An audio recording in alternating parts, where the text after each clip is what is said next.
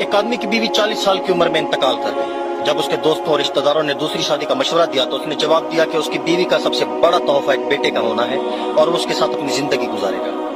जब बेटा बड़ा हुआ तो उसने अपने तमाम कारोबार की जिम्मेदारियां बेटे को सौंप दी। वो अक्सर अपने दफ्तर में या दोस्त के दफ्तर में वक्त गुजारने लगा। बेटे की शादी के बाद वो आदमी ज्यादा तनहा महसूस करने लगा। उसे अपने घर का मुकम्मल कंट्रोल अपनी बहू के हवाले कर दिया। बेटे की शादी के 1 साल बाद वो दोपहर का खाना खा रहा था। जब बेटा भी दफ्तर से आया, हाथ धोकर खाने के लिए तैयार हो रहा था, बेटे ने सुना कि वालिद ने खाने के बाद दही मांगी तो बीवी ने जवाब दिया कि आज घर में दही नहीं है।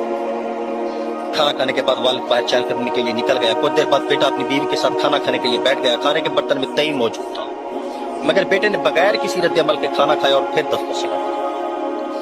कुछ दिनों बाद बेटे ने अपने वालिद से कहा, आज आपको अदालत जाना है और आपकी शादी हो गई। वालिद ने हैरत से अपने बेटे की तरफ देखा और कहा, बेटा मुझे अब शादी की जरूरत नहीं है और मैं तुमसे इतनी मोहब्बत करता हूँ कि अब तुम्हें भी माँ की जरूरत नहीं है, तो मेरी दोबारा शादी क्यों?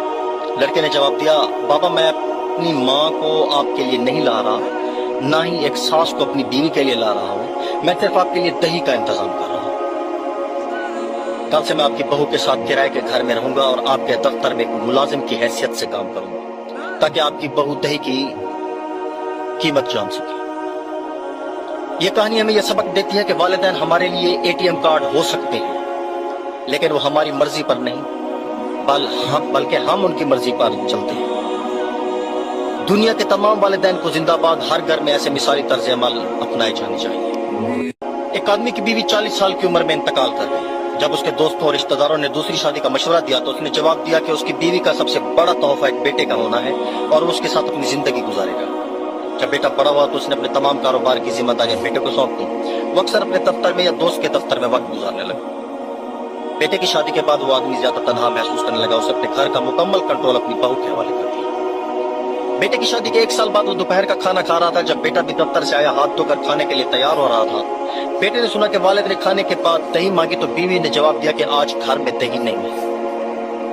खाना खाने के बाद वालिद बाहर चहल करने के लिए निकल गया। कुछ देर बाद बेटा अपनी बीवी के साथ खाना खाने के लिए बैठ गया। खाने के बर्तन में दही मौजूद था, मगर बेटे ने बगैर किसी रद्द अमल के खाना खाया और फिर दफ्तर से लौटा।